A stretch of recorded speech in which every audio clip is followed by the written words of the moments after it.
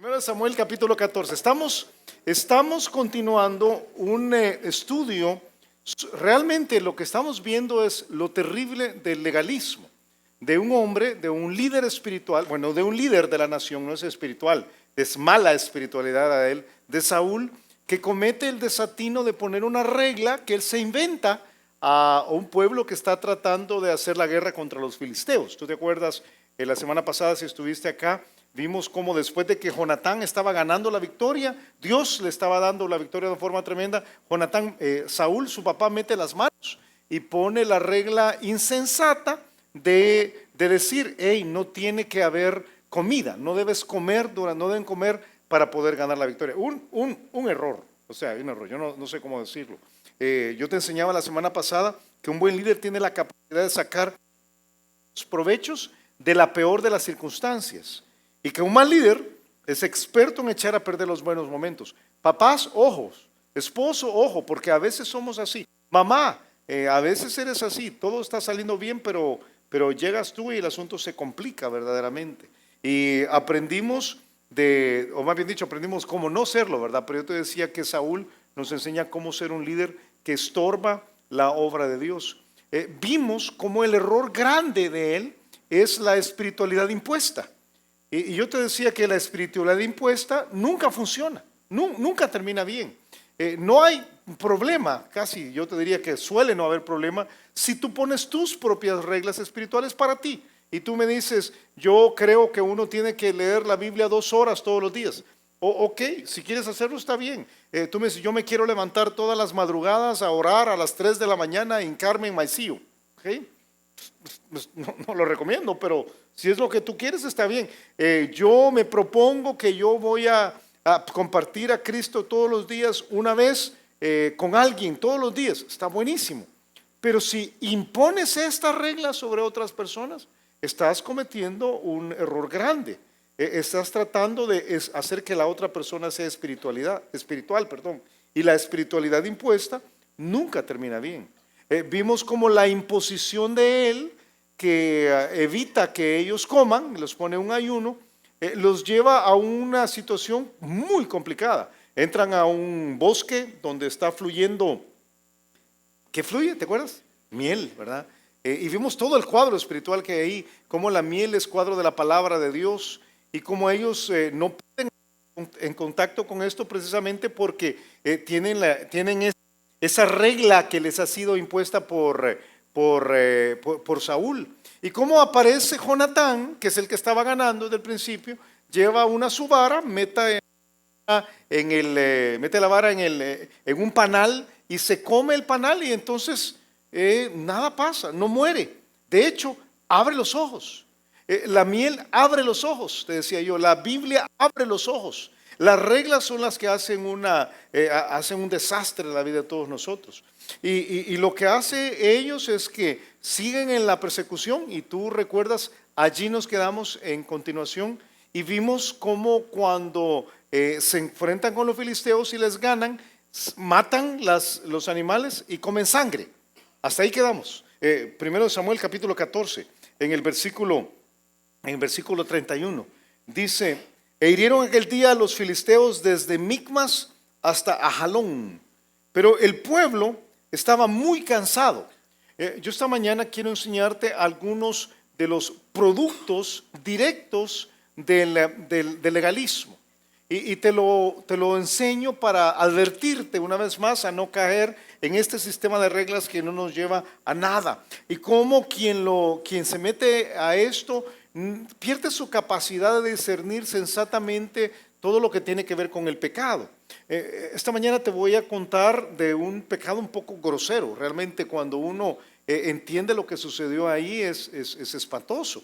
Ellos van a comer carne con su sangre, dice el versículo 32, se lanzó el pueblo sobre el botín y tomaron ovejas y vacas y becerros y los degollaron en el suelo y el pueblo los comió con sangre. Tremendo esto que va a pasar. Yo te decía la semana anterior que cuando impedimos que el pueblo coma miel, se corre el riesgo de que termine comiendo Sangre. Ahora, ¿cómo pasó esto? Quiero quizás que echemos un vistazo a la realidad histórica de lo que ahí está pasando, porque ajenos de la geografía de Israel, pudiéramos pasar por alto algunos detalles. Por ejemplo, en el versículo 32, el versículo 31, se nos ha dicho que ellos están corriendo, están persiguiendo al pueblo desde Micmas hasta Ajalón, y que al llegar allí a Ajalón dice que el pueblo estaba muy cansado, esa es la forma que lo dice. Ahora, ¿por qué está muy cansado y qué tiene que ver con nosotros? Yo quiero proponerte que uno de los productos del legalismo es precisamente el debilitamiento de la persona. Debilita el alma, que ese es el problema más grande, y algunas veces debilita el alma por la vía del debilitamiento del cuerpo, del cansancio del cuerpo. Ellos llegan allí y están cansados. Además, es bueno entender que lo que ha pasado es que ellos han ido de este lugar que se llama Micmas, que quiere decir escondido, o otra forma de decirlo es un agujero. Han estado abajo y han llegado hasta Ajalón, que es el lugar del siervo, es una cumbre. Lo que ha sucedido es que han corrido detrás de los filisteos hacia arriba y por supuesto, piensa en todos los elementos juntos. La presión de la batalla, la regla insensata donde no están comiendo, están débiles y luego tienen que pegar el jalón, por eso se llama jalón, ¿verdad? Tienen que pegar el jalón hasta la parte de arriba y llegan arriba y llegan muy cansados, llegan muy cansados. A mí me impacta pensar que esta es una realidad en la cual muchos de nosotros podríamos identificarnos. El estar muy cansado por dentro en la parte de las reglas, muy cansado por fuera a causa de lo que está sucediendo en su realidad agotadora, si puedo decirlo así. Estaba pensando al estar estudiando de si alguna ocasión yo había corrido un monte hacia arriba y no lo recuerdo, para serte muy honesto. Pero sí estaba recordando de algo que pasó a principios de Vida Nueva, hace 20 y pico de años. Tuvimos un retiro, la iglesia era muy pequeña, 50, 60 personas, teníamos un bus ya, eso sí recuerdo, entonces vamos a Paneca y pasamos un par de noches en Apaneca y alguien dice, ¿por qué no vamos a la Laguna Verde? Vayamos a la Laguna Verde. Y vaya pues, vayamos a la Laguna Verde, vamos en bus, pero el bus no subía. Entonces al nomás llegar a la entrada de la carretera dijimos, preguntemos qué tan lejos está. Y nos dice un lugareño, ahí nomás está, no, tío, ahí nomás está. No sé si te ha pasado eso en alguna ocasión, ¿verdad? Ok, si ahí nomás está, vamos, ¿verdad? Estamos aquí, vamos.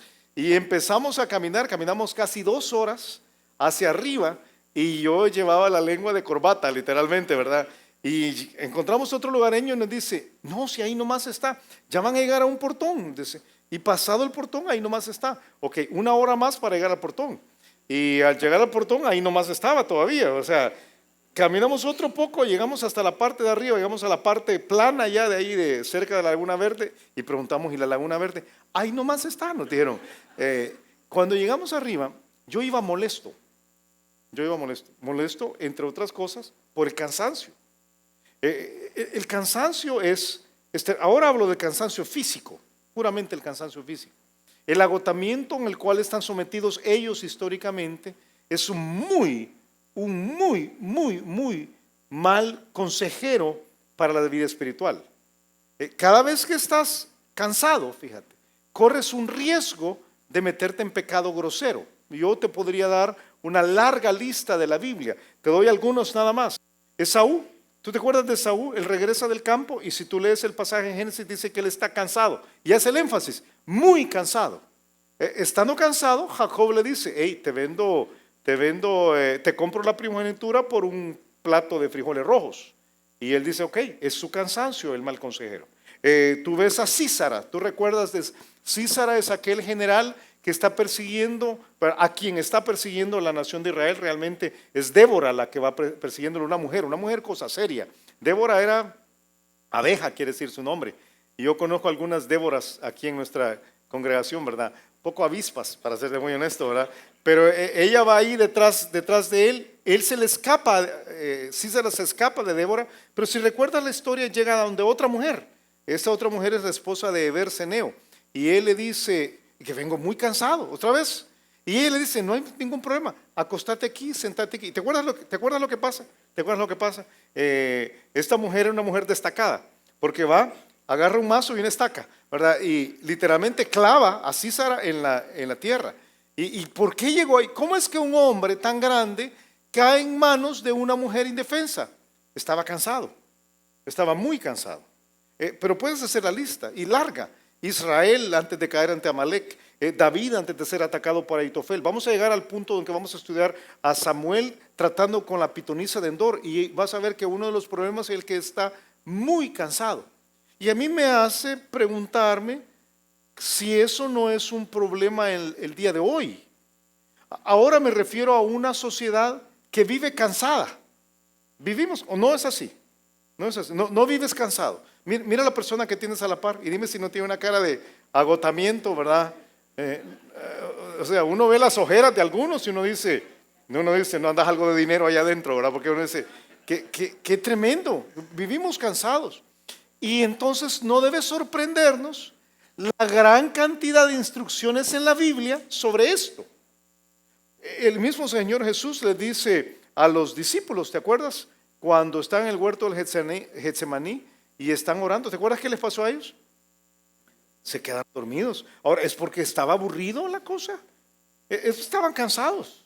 Él les dice, velad y orad para que no entréis en tentación. El espíritu a la verdad está dispuesto, pero la carne, fíjate, la carne cuando está débil cae en tentación. Eso es lo que está diciendo. Esta frase que algunas veces la usamos sin entenderla, lo que está diciendo es, cuando mi carne está agotada, está propensa al pecado. Por eso, velen, oren, fortalezcanse. Él les dice a los discípulos, les dice en una ocasión, venid vosotros aparte a un lugar desierto y descansad un poco. Y no lo hace porque ellos fueran haraganes, lo hace porque eran muchos los que iban y venían, de manera que ni aún tenían tiempo para comer. Yo puedo garantizar que en esta congregación son muchos los que van y vienen y ni tienen tiempo para comer. La vida de algunos aquí es trabajar. Y aún la idea del día de reposo, que es una idea bíblica sustentada por la espiritualidad de Dios, para nosotros es algo como, aún corremos a decir, eso es algo de los judíos, eso es algo del Antiguo Testamento. Y si piensas en un día de reposo, honestamente, dime si estoy mintiéndote, pero si tomaste un día de reposo esta semana, si no fuiste al trabajo un día de la semana, te quedaste trabajando en casa, ¿sí o no? ¿Sí o no? No fue así, no es el día que usas para desgastarte en otras cosas. Porque la sola idea de que me voy a quedar en casa un día sin hacer nada no, hombre, eso no debe pasar. Hemos sido programados para no descansar, y ese es un problema con la vida espiritual. Yo pienso en los judíos. Los judíos aún el día de hoy respetan el día de reposo. Alguien me decía de Israel, alguien que ha estado en Israel me decía que hay hasta el punto en que, son un montón de reglas, que probablemente las reglas se han salido del control, pero el principio detrás de todos es interesante. Dice que hay incluso ascensores kosher, les dicen, ascensores judíos, allí en Israel, que a las 6 de la tarde del día viernes se programan para parar en todos los pisos, y termina esto hasta las 6 de la tarde del día sábado, o sea, todo el día de reposo. ¿Por qué es eso? Porque es considerado trabajo apretar un botón. Y uno dice, ve qué chulo esto, dice, ¿verdad? ¿Qué les pasa? Pero es que nuestra forma de pensar, de descansar, es tan lejana a la de la Biblia. Dios dijo en Levítico 26, en Éxodo 34, perdón, 6 días trabajarás, mas en el séptimo día descansarás, aún en la arada y en la siega descansarás. O sea, no hay que trabajar, decía. Tienen que guardar reposo. El principio iba al punto de decir, 1 año de cada 7 no vas a trabajar. Y eso suena todavía como una locura mayor, ¿verdad? 1 año entero sin trabajar, ¿y cómo voy a vivir? Y Dios decía, yo te voy a dar de comer, no te preocupes, porque me interesa que no te desgastes, porque cuando hay desgaste, somos propensos al pecado. Piensa en todas las ocasiones en las cuales Dios habla de sí mismo como la fuente de reposo. Piénsalo. Te doy algunas que puedes Tú puedes completar. Jehová es mi pastor, nada me faltará. Y luego dice, en lugares de delicados pastos, me hará descansar. O sea, de la cosa preciosa de Dios es que me va a dar descanso. O sea, la vida no es solo dar. Junto a aguas de reposo me pastoreará. Cuando Jesucristo se describe a sí mismo en el Antiguo Testamento por medio del Espíritu Santo, siempre habla de sí mismo como una fuente de reposo. Me encanta Isaías 32. Dice, será aquel varón, describiendo a Jesús, como escondedero contra el viento y como refugio contra el turbión, como arroyos de aguas en tierras de sequedad, como sombra de gran peñasco en tierra calurosa. Está diciendo, cuando alguien esté fatigado, puede recurrir ahí, va a encontrar ese reposo del alma. ¿Y por qué tanta énfasis en esto? ¿Por qué dijo Jesús, venid a mí todos los que estáis trabajados y cargados? Y dice Mateo capítulo 11, versículo 28, y yo os haré descansar. ¿Por qué tanto énfasis? Y yo estoy persuadido, fíjate, y de este pasaje una vez más, que casi cada pecado grosero está conectado a tu desgaste y agotamiento personal. Ahora, yo entiendo que todos pecamos, que es imposible no pecar. Yo entiendo que Romanos capítulo 3 dice esto. Yo entiendo que Santiago dice que ninguno es varón perfecto, que todos ofendemos constantemente. Yo entiendo esto. Pero lo que vas a ver en unos momentos es más que el pecado que se nos sale. Es el pecado grosero. Es el pecado que uno sabe que no debería cometer. Son reglas claras que están puestas, y es entonces la decisión consciente, flagrante, de violar una regla que está muy clara. Es dar ese paso y entrar en un terreno que yo entiendo que no está bien.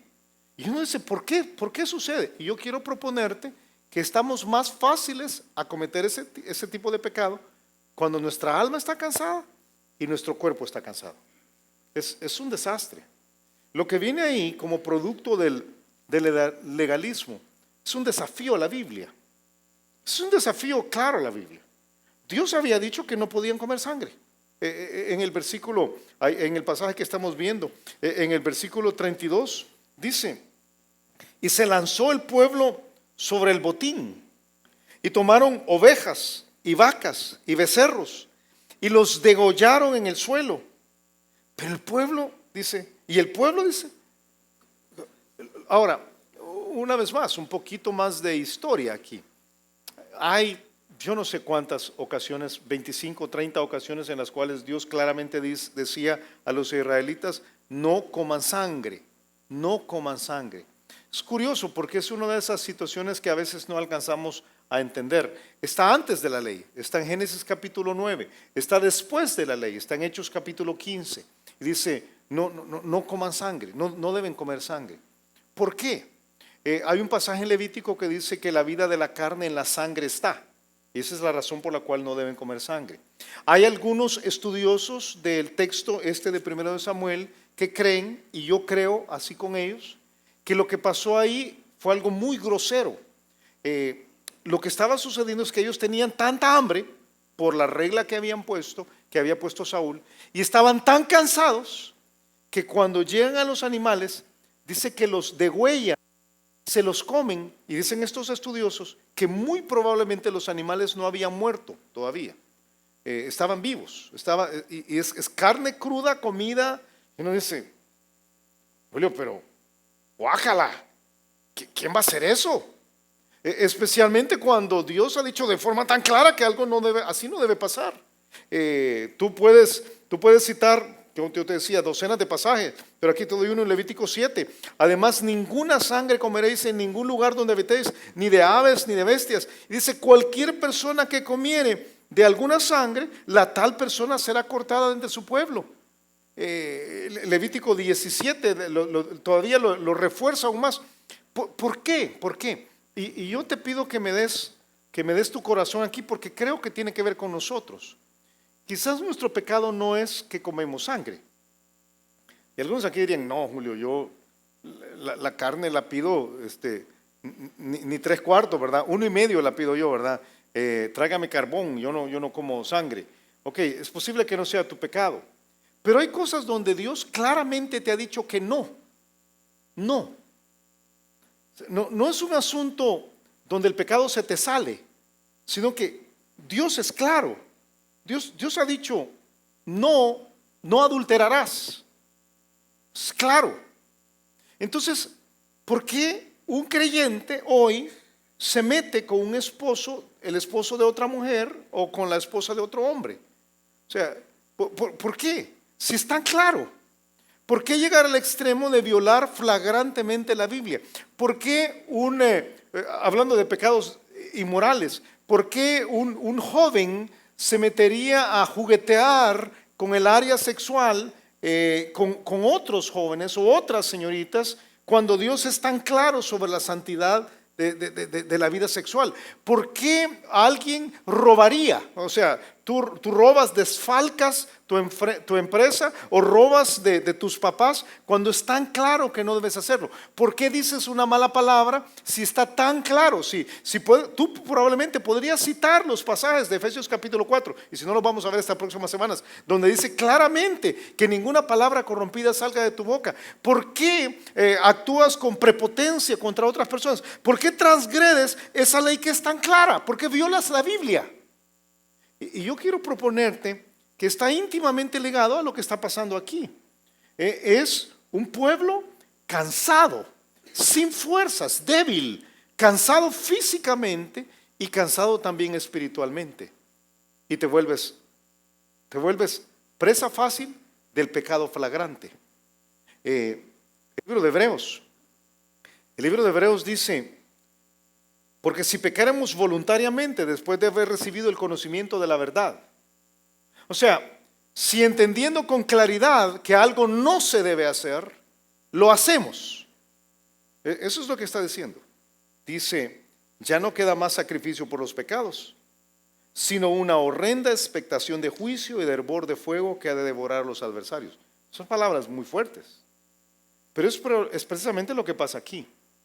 Ellos, cansados de una regla que no estaba en la Biblia, de una situación que les había agotado físicamente, se ven delante de un montón de carne y dicen,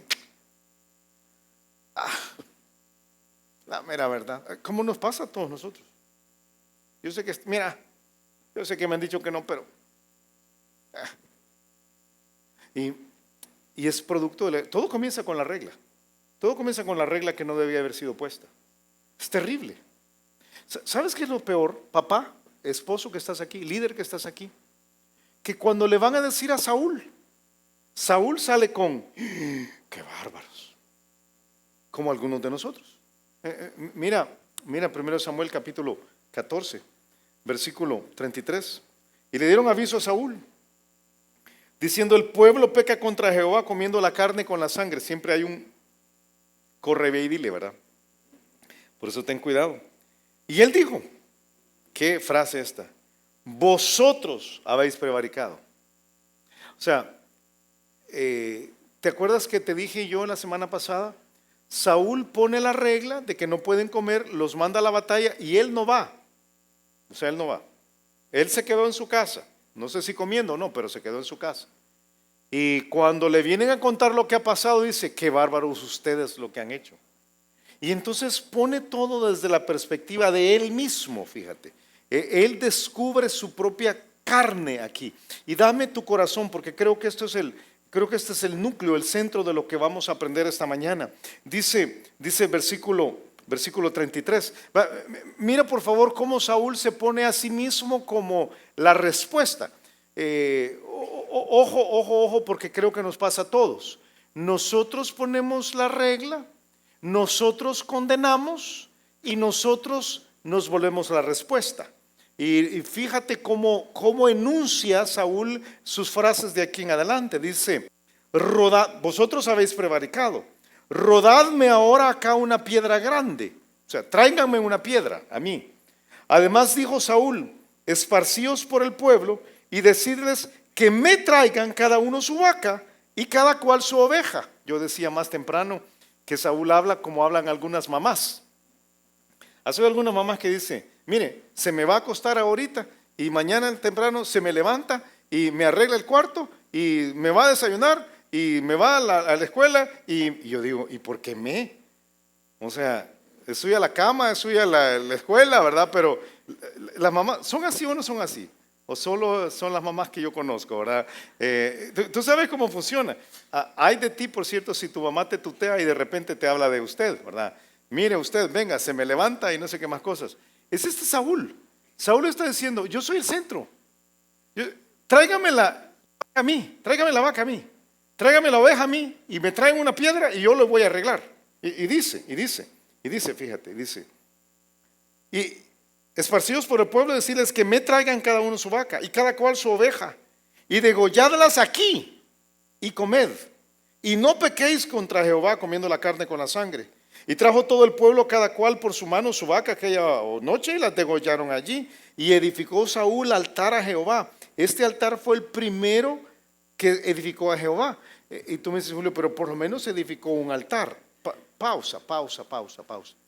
El problema grande aquí es la centralidad de Saúl en la solución del problema. Saúl dice, la respuesta la tengo yo. Vengan delante de mí. Yo te digo que tú puedes estar seguro de que la carne, porque es un problema de la carne de Saúl, está en control de tu vida cuando te consideras el centro de todo lo que sucede. Si tú eres el centro, si tú te ves a ti mismo como el centro de todo lo que sucede, entonces hay un problema grande con la carne. De ahí surgió la regla, de ahí surgió el legalismo, de la carnalidad de un hombre que cree que él tiene la capacidad. Y tú me dices, Julio, ¿qué es la carne? ¿Qué es la carne? ¿Qué es la carne? Porque es una frase que usamos los cristianos, ¿verdad? Este anda bien en la carne, ¿verdad? Bien carnal. Y si tú eres nuevo en las iglesias cristianas y te dicen, él es bien carnal, te imaginas a alguien bien gordo quizás, ¿verdad? Y dice, ¿qué es eso de la carne? No, hay algunos delgados carnales, créemelo. La carne ha sido definida de varias maneras por varias personas. Yo la he enseñado en otros momentos y probablemente si tú estuviste aquí en el estudio de Gálatas, lo recuerdas. Si no, te lo voy a recordar. Y para ti que eres nuevo, te lo enseño. ¿Qué es la carne? Aquí hay algunas definiciones. La carne es la perspectiva de la vida orientada a uno mismo, inclinada al pecado y opuesta a Dios, que procura sus propios fines en total autosuficiencia y en declarada independencia de Dios. O sea, yo soy el centro y Dios está lejos. Esa es la carne. Independencia, autosuficiencia. La carne es el feo complejo humano de deseos pecaminosos que incluye motivos, afectos, principios, propósitos, pensamientos y acciones impías que el pecado genera por medio de nuestros cuerpos. La carne necesita del cuerpo. Pero allá adentro hay un montón de actitudes que están en contra de Dios y a favor del pecado. Cuando toman control y cuando tú eres el centro, ahí está la carne actuando. La carne es la urgencia dentro de nosotros por la total autonomía y rebelión que nos insta a ser nuestros propios pequeños dioses y nos hace desear no rendirle cuentas a nadie, no ser responsables ante nadie, no obedecer a nadie, no respetar a nadie y a operar nuestros pequeños mundos como lo deseamos. Cuando un adolescente dice, a mí nadie me manda, es su carne. Es la carne la que está tomando control. Cuando se revela, es su carne la que está tomando en control. Es ese tirón continuo del egocentrismo y el egoísmo dentro de cada uno de nosotros que completamente nos impide pertenecerle a Dios. La carne puede memorizar las escrituras, porque no creas que la carne solo es fumar y tomar y vivir una vida sexual desordenada. No, la carne puede memorizar las escrituras, puede enseñar en la escuela, puede distribuir folletos, da grandes regales de dinero, da testimonios conmovedores, enseña clases de Biblia, canta solos y predica sermones. Incluso puede disculparse en cierto modo y arrepentirse hasta cierto punto o sufrir con un aire de mártir. Pero hay una cosa que la carne nunca hace, nunca va a hacer. La carne hará cualquier cosa para sobrevivir, pero hay una cosa a la que nunca renunciará, nunca cederá el control, nunca. Nunca. Eso es lo que Saúl está diciendo. Yo tengo el control. Vengan a mí, yo tengo el control. Es resbaladiza, difícil de alcanzar y cuando la arrinconamos en una esquina, simplemente se pone un disfraz diferente y aparece de una forma distinta. Pero es la misma vieja, inmortal, carne malévola. Si alguna vez la acorralas, la carne preferirá arriesgar tu propia vida que humillarse y ceder el control. Ese eres tú. Y ese soy yo. Ese es Saúl. Julio, pero está ofreciendo un sacrificio. Ah, es que a la carne le encanta la religión. Si hay algo donde la carne tiene un día de campo es en la religión. ¿Sabes por qué? Porque es un asunto de vanagloria. Tú puedes citar el pasaje. Porque por gracia sois salvos por medio de la fe. Y esto no de vosotros, pues es don de Dios. ¿Para qué? Para que nadie se gloríe. Es no por obras, para que nadie se gloríe. ¿Sabes por qué? Las obras nos hacen sentirnos. Yo ofrecí un becerro y el mío era más gordo que el tuyo y estaba en un altar más arriba y me lo trajeron a mí y yo lo hice y yo me lo merezco, y es la carne. Yo canto aquí, toco, predico, enseño y yo soy un hombre que sirve a Dios, pero es la carne, es la carne. Yo no hago esas cosas que tú haces. Yo no como carne con sangre, ¿cómo vas a creer? Hush, ¿verdad? Pero es la carne, no es la carne. Hay un hermano que son los hermanos Hush, ¿verdad? Hermanos Hush. Hush es la carne. Y es un desastre. Es un desastre.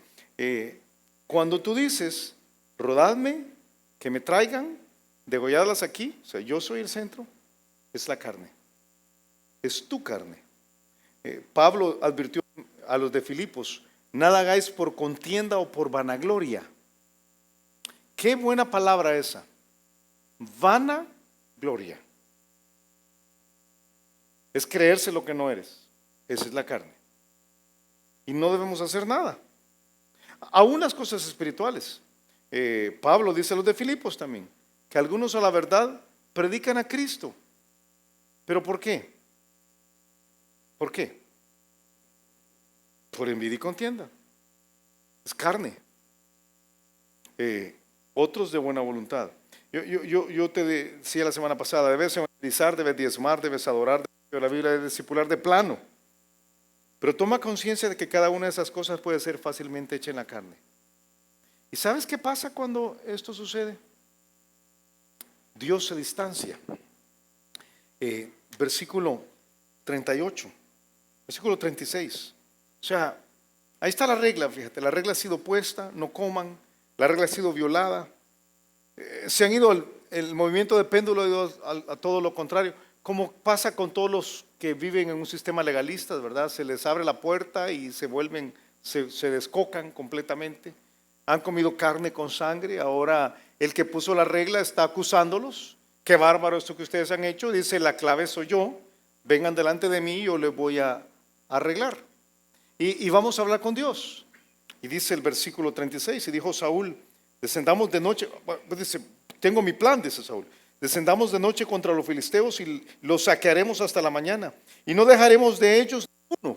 Qué tremendo, solamente un comentario aquí. Qué tremendo cuando tenemos nuestros propios planes y le pedimos a Dios que los bendiga. Cuidadito con eso. O sea, yo tengo mis propios planes, o sea, yo tengo ya mi paquete, ¿verdad?, de lo que voy a hacer y voy delante del Señor en el nombre de Jesús, amén, bendice mis planes. No funciona así. Y lo que pasa ahí es que ellos dijeron, haz lo que bien te pareciere, y dijo luego el sacerdote, acerquémonos aquí a Dios.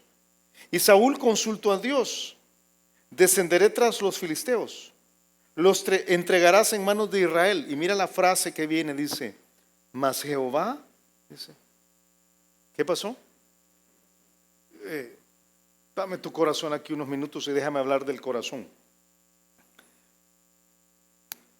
¿Cuál es el peor producto del legalismo? Y alguien podría decir es un sistema de reglas que al final se desborda y la gente hace lo que le da la gana, es orgullo, todo lo que estás viendo aquí es la centralidad de la carne. Pero yo creo que el principal producto del legalismo, el peor producto del legalismo, es que Dios se calla. Dios ya no dice nada. Y a mí me preocupa un pueblo cristiano, una iglesia, ahora voy a hablar de Vida Nueva, una iglesia cansada de trabajo, poca miel, poca Biblia personalmente, reglas, prestos a señalar cuando algo está malo en otra persona, pensamiento que uno está bien, los demás están mal, y que Dios no te dice nada. Y algunos aquí no han oído a Dios en años. O sea, Dios no ha dicho nada y ni lo echas de menos. No es que no vengas a la iglesia, vienes a la iglesia, pero Dios no te habla a ti y no te dice nada, nada. Y puedes escuchar la Biblia, puedes tener tu devocional, pero Dios no habla. Yo creo que el peor producto del legalismo es el silencio de Dios. Dios se queda callado, porque ahí estamos mal, ahí sí de verdad estamos mal. Se perdió por completo la relación con Dios. Y ahora déjame decirte algo con mucho respeto, porque es fuerte lo que voy a decir. Y Dios se queda callado, no a la primera. Dios se queda callado cuando está harto de nosotros. Hay un momentito donde Dios se cansa y dice, ya no tengo por qué hablar. Si yo hablé tanto, ya no tengo nada que decir. Hay un pasaje en el libro de Isaías, y hazme el favor de buscarlo, deja un dedito ahí en 1 Samuel. Pero hay un pasaje en el libro de Isaías donde Dios le dice a la nación de Israel, los compara, los equipara con Sodoma y Gomorra. Está hablando con los israelitas, fíjate, en el contexto histórico. Pero le dice en el versículo 10 de Isaías 1:10 dice, príncipes de Sodoma, oíd la palabra de Jehová, escuchad la ley de nuestro Dios, pueblo de Gomorra. Ahora, Sodoma y Gomorra habían sido destruidos allá en Génesis, o sea, muchísimo tiempo antes. Él está comparando a Israel con Sodoma y Gomorra. Y les dice, es un Sodoma y Gomorra, fíjate, es violación clara de la Biblia, flagrante de la Biblia. Yo te he enseñado en otros momentos que el pecado de Sodoma y Gomorra no era solo la sexualidad desordenada. El libro de Isaías, el libro de Ezequiel dicen que era un problema principalmente de materialismo, muy materialistas, y entonces ahí se desbocan completamente. Entonces viene Dios y dice, ustedes tienen todo esto y siguen siendo religiosos, siguen ofreciendo el altar, o sea, siguen esto. Pero yo estoy cansado, dice el versículo 11. ¿Para qué me sirve, dice Jehová, la multitud de vuestros sacrificios? Hastiado estoy de holocaustos de carneros y de cebo de animales gordos. No quiero sangre de bueyes, ni de ovejas, ni de machos cabríos. ¿Quién demanda esto de vuestras manos cuando venís a presentaros delante de mí para hollar mis atrios?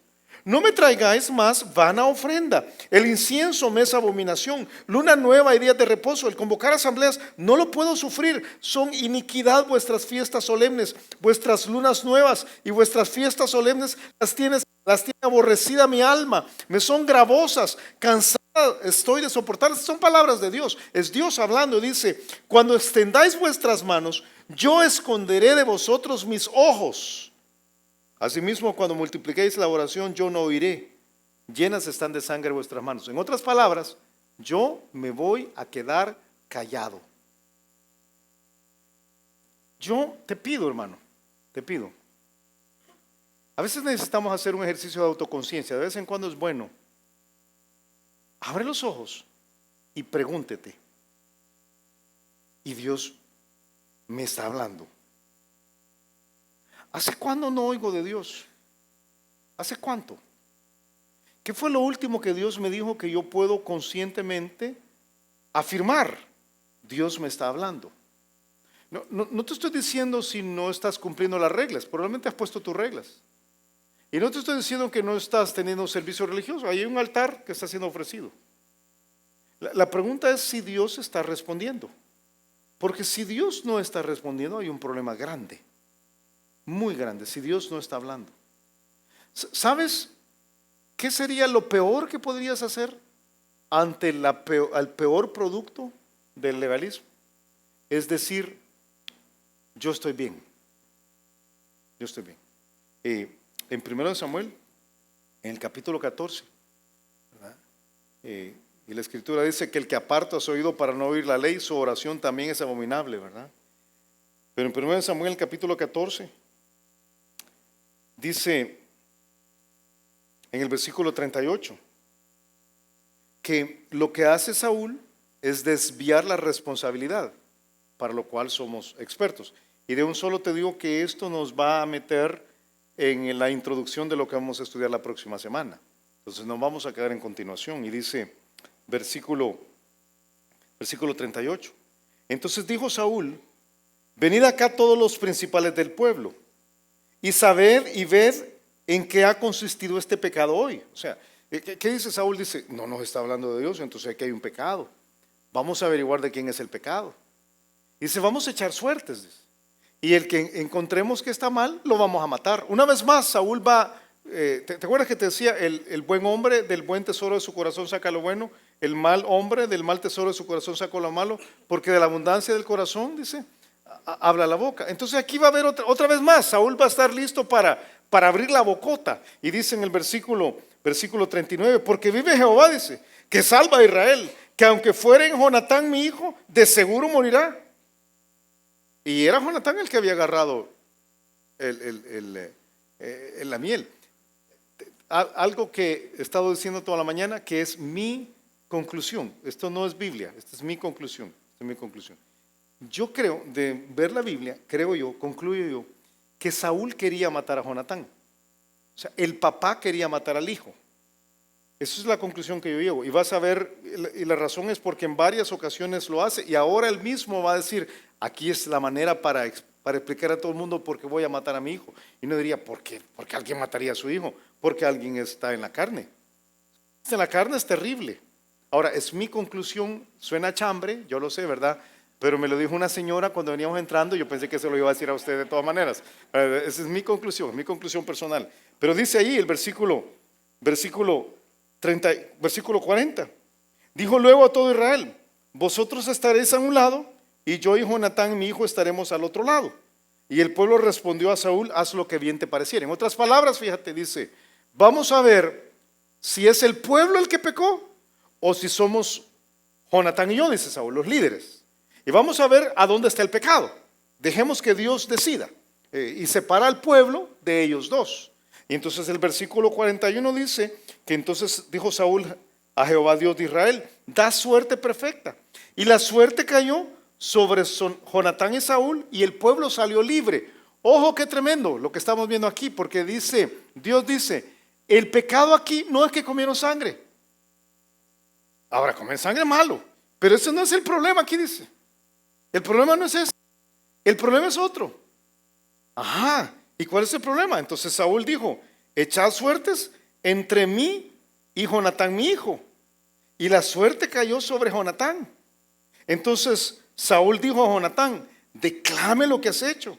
Y Jonatán se lo declaró y dijo, ciertamente gusté un poco de miel con la punta de la vara que traía en mi mano y he de morir. Y Saúl respondió, así me haga Dios y aún me añada que sin duda morirás, Jonatán. Y lo que pasó, lo vamos a ver la otra semana. Ajá. Así que yo ahí te dejo en continuación. Solo déjame decirte algo. La prueba más simple para determinar la calidad de tu mal liderazgo es observar qué tan fácilmente buscas echarle la culpa a otro. ¿Qué debe haber dicho Saúl? Saúl debe haber dicho, todo este lío lo causé yo. Yo puse una regla que no estaba en la Biblia. Yo los hice aguantar hambre. Yo no le comuniqué a Jonatán. Ellos se metieron en este lío gigantesco porque tenían hambre, estaban débiles, porque yo los puse en esa situación.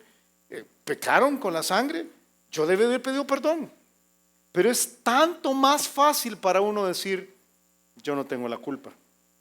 ¿Te acuerdas? Comenzó con Adán. ¿Te acuerdas qué dice Adán cuando Dios le dice, ¿qué has hecho? ¿Te acuerdas qué dijo él?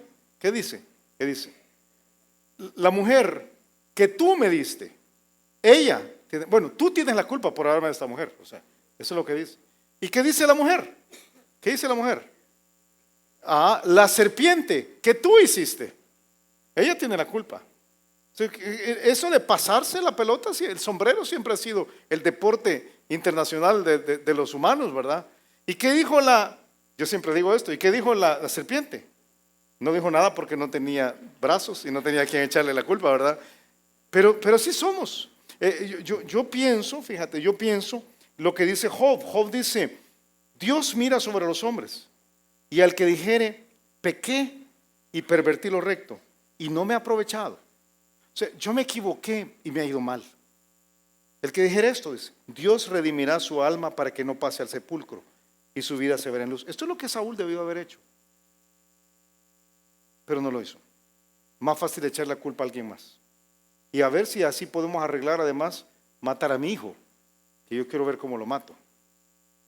El libro de Juan, Juan en primera de Juan dice, si decimos que no tenemos pecado, todos los Saúles de esta vida nos engañamos a nosotros mismos. Y la verdad no está en nosotros. Si confesamos nuestros pecados, Dios, Jesús, es fiel y justo para perdonar nuestros pecados y limpiarnos de toda maldad. Yo te desafío hoy, mi hermano. Te desafío, te reto, te pido a que abras los ojos a tu condición espiritual. No es la culpa de la persona con la que vives, ni la culpa de la persona que te crió. No es la culpa del gobierno, no es la culpa de la iglesia, no es la culpa de la condición de los tiempos. A veces violamos nosotros mismos de una manera consciente las líneas que Dios ha puesto. Y debemos estar dispuestos a decir, el problema soy yo. Cuando no dices esto, el asunto termina muy mal, muy mal. Te pido que abras los ojos.